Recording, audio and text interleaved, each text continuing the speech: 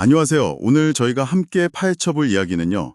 박근필의 피플인사이트 유튜브 채널에 나온 김옥수 작가님, 필명 너울님 인터뷰입니다.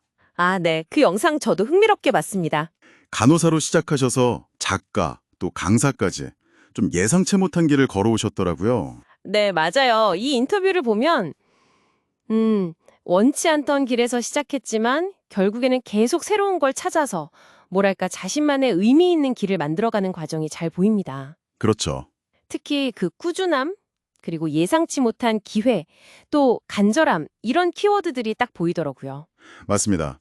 당신께서 공유해 주신 이 인터뷰 내용을 저희가 좀 더 깊게 들여다보면서요. 김옥수 작가님 경험 속에서 핵심적인 통찰, 또 배울 점들을 같이 찾아보는 시간을 갖겠습니다. 자, 그럼 한번 시작해 볼까요? 네, 좋습니다.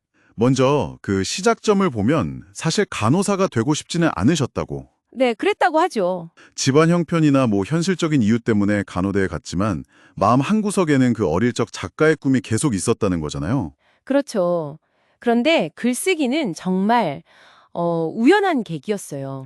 네, 어떤 누가 그냥 툭 던진 말, 블로그 한번 해보세요. 이 한마디였다고 하더라고요. 진짜요? 그렇게 시작된 거예요? 네. 근데 그게 가능했던 건 10년 동안 꾸준히 해온 독서가 밑바탕이 됐기 때문이겠죠. 아하, 독서? 네. 처음에는 그냥 막 기록하는 정도였는데 이웃들이 댓글로 막 응원해주고 격려해주니까 잊었던 작가라는 꿈이 다시 스물스물 올라온 거죠. 와, 계획했던 길이랑 정말 우연히 시작된 길이 딱 대비되네요. 흥미로운데요? 그렇죠. 중요한 건 어떤 대단한 결심이나 계획이 먼저 있었던 게 아니라는 점이에요. 사소한 제안 하나랑 꾸준한 독서 습관, 이게 있었던 거죠. 원치 않던 현실 속에서도 씨앗은 계속 키우고 있었던 거네요. 그런 셈이죠. 하지만 그 간호대 시절이 정말 순탄치만은 않았잖아요. 경제적으로도 어렵고 학업이랑 실수 병행하는 것도 보통 일이 아니고. 네, 맞아요. 심지어 피 보는 거에 대한 두려움까지 있었다고 하니까. 정말요?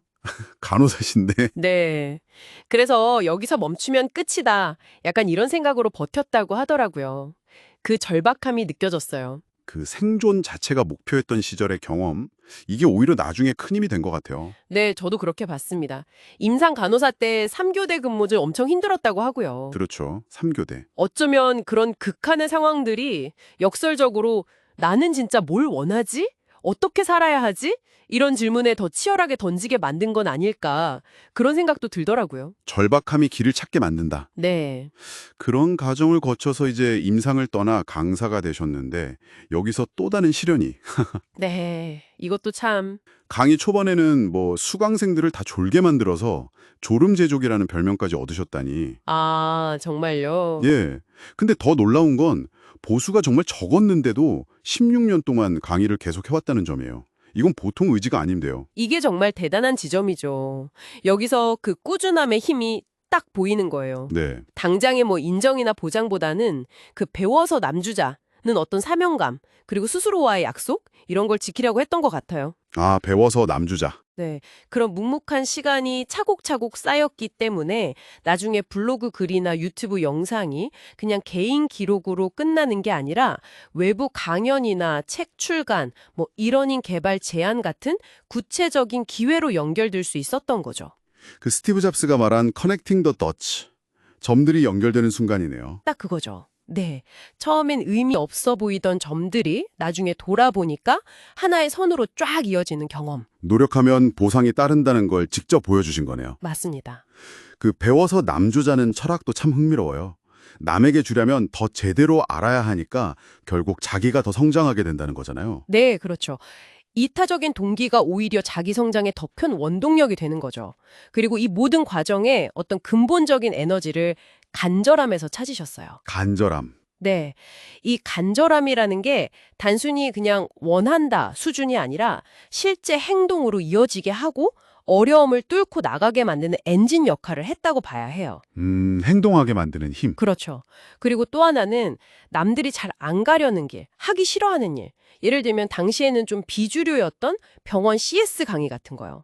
그런 걸 파고들면서 자기만의 경쟁력을 만든 거예요. 차별화. 네, 모두가 가는 길이 아니라 나만의 궤도를 도는 게 중요하다? 속도는 좀 달라도 괜찮다.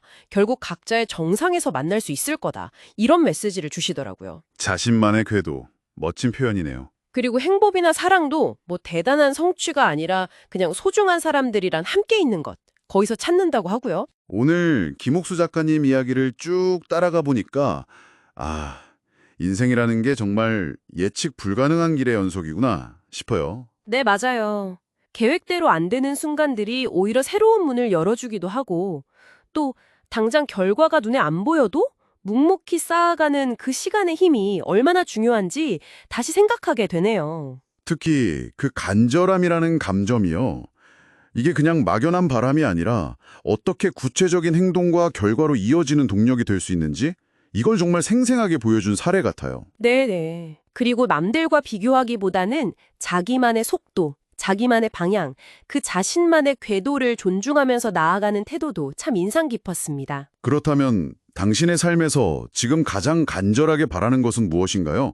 한번 스스로에게 물어볼 만한 질문인 것 같아요. 그러네요. 그리고 지금 당신이 걷고 있는 이 한 걸음 한 걸음이 훗날 어떤 예상치 못한 멋진 그림의 한 조각이 될 수 있을지 한 번쯤 상상해보는 시간을 가져보는 건 어떨까요? 네, 분명 재밌는 연결점을 발견하게 될지도 모르겠네요. 네, 분명 그럴 겁니다.